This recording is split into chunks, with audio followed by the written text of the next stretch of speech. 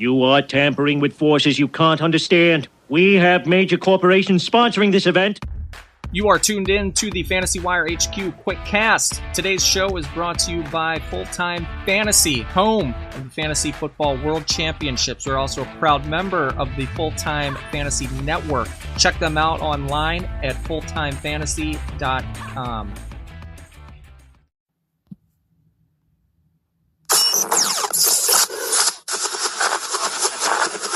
All right, welcome to the show today. We've got a good one on tap. I am Frank B. in the Fantasy Wire HQ studios.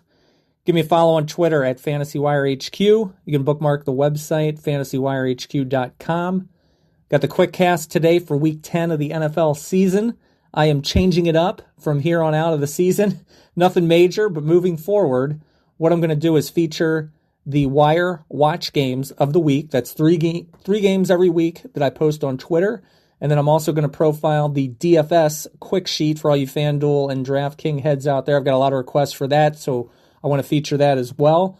And as always, the QuickCast is going to stay designed to get you everything you need in under 30 minutes. It's a no-edit freestyle podcast I put out there each week, just like we're hanging out talking football at the bar. So like I said, Week 10 is here. Hopefully you guys got some teams in contention for playoffs in fantasy.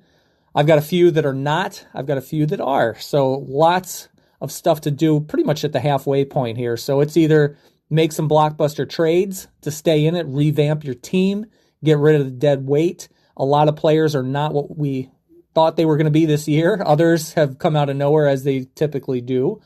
But best fantasy nugget advice for this week is if you roll down your league, look at your teams that are in last place, scroll through their rosters and see if there's anybody that you can trade for, anybody that's on your roster they would want, and try to come up with a fair trade. I took about 3 teams, and I've made them over. I got rid of about probably four guys on each one, and just get a new bench in there, just something. I can't keep the same team intact. It's got to get changed out. So hit the waivers, make some good choices out there. Don't get suckered in for the flash in the pan guys. And then week to week, when you set your rosters, don't tinker with the lineups. Don't change it a million times. Don't window shop players. Just lock it in, set it and forget it. Go with your gut. That's always the best advice I can give here. So with that, let's get started and take a look at some of the games. You are looking live. The Bills and the Cardinals. Of course, you're going to start your D-Hop, Murray, right? You're always going to start those guys. But I like Christian Kirk this week too. He's gone over 20 fantasy points in his past 3 contests. Touchdowns 5 times in that span. The volume has increased. I like that. 8 targets in his last 2 games. I don't know if the pace continues, right? It's hard to say with the offense. They got a lot of weapons, but I think he's carved himself out a decent role in that offense. So I like Kirk. Chase Edmonds too. Drake should be out. So he had 28 touches without Kenyon Drake in week 9. I don't care what the final numbers were, in that game. I'm still starting him again as long as Drake is out. And then on the Bills side, obviously you're going to start Josh Allen, Diggs, right? I think I'm about done with Cole Beasley. I've been pushing him for the past 2 weeks. He had primo matchups. He really didn't deliver in either of them. The Bills running backs, if you look at those guys here, Moss and Singletary, I think the Bills want to run more this week. For whatever reason, you don't want to have another shootout. I don't know if the Bills, they can hang. We know that with Josh Allen, but you'd think they want to run the ball a little more this week and commit to a ground game, keep Kyler Murray off the field. I think Moss is a safe play regardless because the guy, he's got key catches, he's got red zone looks, his scoring chances are always high. Devin Singletary, he's had less than 7 fantasy points in 4 of the last 5 games. Is he due for a decent showing if they, choose to stick to the ground game? I'd hope so. But if you look at the numbers, Zach Moss has outsnapped Singletary in back-to-back weeks. I don't think you drop him, right? But he just has not done much at all on the roster. Next game up, Colts Titans. I think this is Thursday night, I believe. Ryan Tannehill started off strong. Now he is just meh. He's going under 20 fantasy points in 3 straight games. The Colts defense is no joke. I don't think I think it's another sub 21 point performance for Tannehill this week. Jonnu Smith, another guy Oh my God. Nobody was higher on him in the offseason than me. His declining target share is pretty concerning. I don't know where it's going, what's happening. He's averaging 1.5 catches over the last 4 games. He's pretty much reliant on a touchdown to get you anything in fantasy. This week, I think it's really tough for him against the Colts. They're the toughest defense against tight ends this year. So Smith, I'd fade him.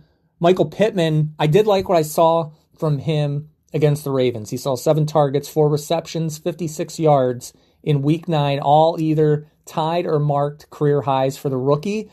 He was 1 snap off of the team lead in targets among the wide receivers. So 87% of Indy's offensive snaps. I like that number. That's music to my ears.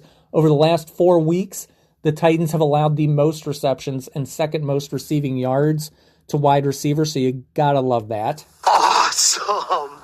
Jonathan Taylor, he scores last week, but man, that fumble, they yanked him. The matchup seems to favor Jonathan Taylor to me when I look at it. The Titans can get run on. I think Taylor's got a good bruising style for that. He's got to hold on to, ball security obviously is always number one. But I like his style over Jordan Wilkins, Hines. Hines and Wilkins those are 2 boomer bust backs, and you're rolling the dice when you put them in your lineup each week. I'd stick with Taylor. I'm not going to be done with him this week. I'd put him right back in the lineup as a flex, low-end running back. Somewhere in your roster, I do want a share of him this week in fantasy. The Panthers and the Bucs, little NFC South action. Everybody's trying to keep pace with the Saints. Teddy Bridgewater, he throws for 367 against the Bucs back in week 2, but he couldn't find the end zone. So is this the week he does it? I think it very well could be. Give him 1 at least, right? The Bucs are reeling. I don't think they're that bad. I think that was just a bad game, bad showing. They can come back to earth and be the Bucs. This week, Tom Brady's averaged 13.3 fantasy points over 4 of his last 5 games. Woo! Like I said, I think this Sunday was just a one-off. The Bucs take on the Panthers here, so it's a defense that has allowed an average of 22 points to opposing quarterbacks over the last 4 games. Brady kind of struggled with them back in week 2. I think he barely put up 10 points. I think he can get back on the horse. He's more into the offense. That was week 2. He's still feeling things out, getting into the new offense. I think he's getting more comfortable now, and I think he can have a good game this week. And Antonio Brown, he's getting more volume than I thought that first game, right? Does it pay off with a rebound game where he bounces in for a touchdown, 3 to 6 grabs maybe? It's hard to say in the offense. You got Evans, Godwin, Brown, everybody's in there together now, Gronk. So I'd say he's got to be good for 3 to 5 catches and a touchdown this week. We'll see how it plays out. The Bucs running backs, the Panthers allow the 5th most fantasy points, 4th most rushing touchdowns to running backs this season. Fournette has outsnapped Jones in each of the Bucs' past 3 games, 14 plus attempts in 2 of those games. So both running backs found the end zone against Carolina in week 2. I think there's no reason to think they can't do it again. Curtis Samuel, he's an interesting play in fantasy this week. I've been getting a lot of buzz on him. Since week 7, he's the wide receiver 6 in fantasy at 21 points per game, almost 22. He looks like a weekly flex play to me. I'm always going to put him in a flex spot. His matchup for this week, it's not jaw-dropping, right? It's tough. The Bucs surrender the 6th fewest points per game to opposing wideouts. But if you look at Curtis Samuel, his usage rate of late is going to keep him out of that bust category because McCaffrey is going to be out again. I think Samuel can get back into the end zone, whether it's rushing or receiving, and I think they utilize him this week because before McCaffrey came back, he was hot. He was heating up. McCaffrey comes back, obviously he's the stud, he's the centerpiece of the offense, but if he's out again, it's Davis and Samuel, I think, are keys to this game. And speaking of Davis, he was good for McCaffrey, in that time being. I think the Bucs are going to swarm the run, right? They're going to shut down that run. They can contain him there, but I think they're going to use him ultimately out of the backfield. And as a receiver, that's where his value will come in for fantasy. Well, now let's jump to some DFS stuff. So each week on the daily fantasy slate of things, I'm going to go with some FanDuel picks and DraftKings picks. I'm going to put 3 categories out there. One are bank plays. These are studs. These are high-priced guys. These are ones you can either put a few or one into a lineup and maybe build it around them. Quarterback, running back, wide receiver, tight end, and a flex. Just keep it simple. My picks this week, I've got Deshaun Watson in there, averaging 22 points a game, almost 23. He's going up against Cleveland, ranks 23rd. FanDuel, you can pick him up 83. DraftKings, 69, $6,900. I like Watson this week. I'm going to try to build a few lineups around him, maybe stack him with Cooks is a real nice one. Running back, I've got Aaron Jones. He's averaging about 19, 20 points a game, hitting the Jaguars at the 27th ranked against the run. I love him this week. He's 8,800 and 7,100 on DraftKings. Devontae Adams, you want every piece of him you can get, right? He's the second most targeted player on that offense behind... apologies. He's facing the third worst defense. I love Adams this week. 9,500 on FanDuel, 9,000 on DraftKings. Him and Rodgers, you can stack together. Be incredible. Awesome. And a tight end, Darren Waller, consistent volume. He leads the Raiders pass catchers with 10 targets in week 9. He scored 4 touchdowns on 5 targets inside the red zone this year. I love Waller at the tight end spot. He's averaging almost 11 fantasy points.